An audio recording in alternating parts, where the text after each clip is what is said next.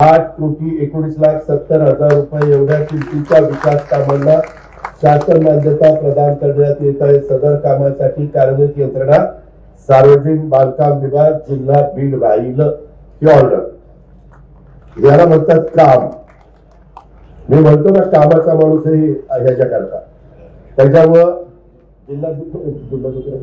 जिल्हाधिकारी याच्यात ताबडतोब चांगले कॉन्ट्रॅक्टर नेमत। कॉन्ट्रॅक्टर इथं फार हुशार आहे, डोकंच चालत नाही। आणि आता ही जी काही कामं आहे मी आपल्याला सगळ्यांना सांगतो, माझी सगळ्यांना विनंती आहे की ह्या कामामध्ये जवळपास आपण 1,363 विकास कामांचं भूमिपूजन त्या ठिकाणी करतोय। 575 कोटी रुपयाचा निधी आपण त्याच्याकरता 25-26 मध्ये देतोय, कारण मार्चला वर्ष संपणार। राहिलेला निधी पुढच्या वर्षात नवीन वर्षात पण त्या ठिकाणी दिला जाईल। आणि ही सगळी कामं करत असताना त्या कामाचे फोटो काढले पहिले की काम कसं आहे आणि मग नंतर कसं झालं पाहिजे ते झाल्यावर पण फोटो हे बघितलं जाणार आहे। कॉन्ट्रॅक्टरांना सगळ्यांना अधिकाऱ्यांना मला सांगायचंय, जर काम न काढता कोणी गडबड करण्याचा प्रयत्न केला तर त्याला सोडणार नाही। चक्की पिसिंग हे अजिबात सोडणार नाही। ते 10 लाखाची कामं बंद केलीत, आम्ही 15 लाखाचं ई टेंडरिंग करतोय। का तर बाबा जनतेचा पैसा लोकांना दिसला पाहिजे। नुसतं आम्ही घसे कोटे करायचे, भाषण करायचे, कशाने ये रे माझ्या मागल्या तसं नाही चालणार। ही कामं माझ्या 6 विधानसभा मतदारसंघात आमच्या जिल्ह्यात दर्जेदार झाली पाहिजे।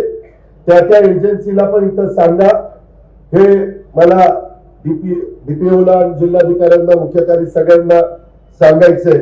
आणि त्यामध्ये ही कामं केल्यानंतर ग्रामीण भागातल्या शाळा हे जिल्ह्याचं भविष्य आहे। अहो तिथं मुलांना दर्जेदार शिक्षण दिलं तर ते पुढे त्यांचं भविष्य उज्ज्वल राहणार आहे, तर उद्याचे जबाबदार नागरिक ते घडणार आहेत।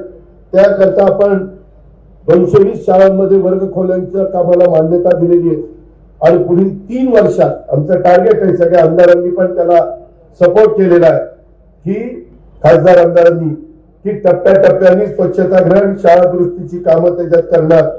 जिल्ह्यात 12 आदर्श शाळांचं काम देखील आपण सुरू केलेले आहे आणि 343 नवीन अंगणवाड्यांना आपण परवानगी दिलेली आहे आणि याची बांधकामं करण्यात येतील।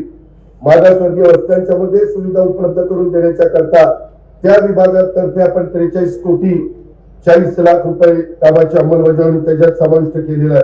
त्याचबरोबर आपण पहिल्यांदाच बीड जिल्ह्याच्या इतिहासामध्ये हे सगळे 15 लाखाची कामं करतोय। ही पण गुणवत्ता राखली गेली पाहिजे, दर्जा उत्तम राहिला पाहिजे। यामध्ये अधिकारी पण जे जिल्हा परिषदेचे माझी तर जिल्हाधिकारी तुम्हाला सूचना आहे की पीडब्ल्यूडी आणि सीओ तुम्ही पीडब्ल्यूडी आणि जिल्हा परिषद आणि सगळ्यांना बोलून त्यांना सक्त सूचना द्या। आणि जर कोणी काही गडबड करत असेल तर ते सांगा, आपण समजावून त्यांना सांगू। नाही ऐकलं तर मग पुढची कारवाई नाईलाज असताना त्या ठिकाणी केली जाईल। नाहीतर म्हणाली 1 तारखेला पहिल्याच वर्षात आलाय, पहिल्याच वर्षी काय दिवसात काय बोलतोय, परंतु खरं ते सांगितलं पाहिजे ना बाबा। सुरुवातच आपण अशी करतोय, त्याच्यामध्ये आमचे मुख्य कार्यकारी अधिकारी असतील आणि त्यांची सगळी टीम असेल, त्यांचंही मी कौतुक करतो, अभिनंदन करतो। मित्रांनो, माझा स्वभाव असा आहे, जे चांगलं काम करतील त्याच्या पाठीवर शाबासकीची थाप टाकली पाहिजे, कौतुक केलं पाहिजे। पण जे चुकीचं काम करतील त्याला धडा पण शिकवला पाहिजे।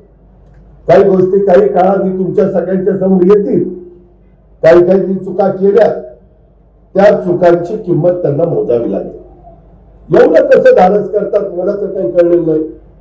काही तर केस माझ्याकडे असे आलेले आहेत, म्हणजे माझ्या तर मी सांगितलेलं होतं एका बहादरांनी माझीच खोटी सही करून टाकली, म्हणजे इथपर्यंत धाडस।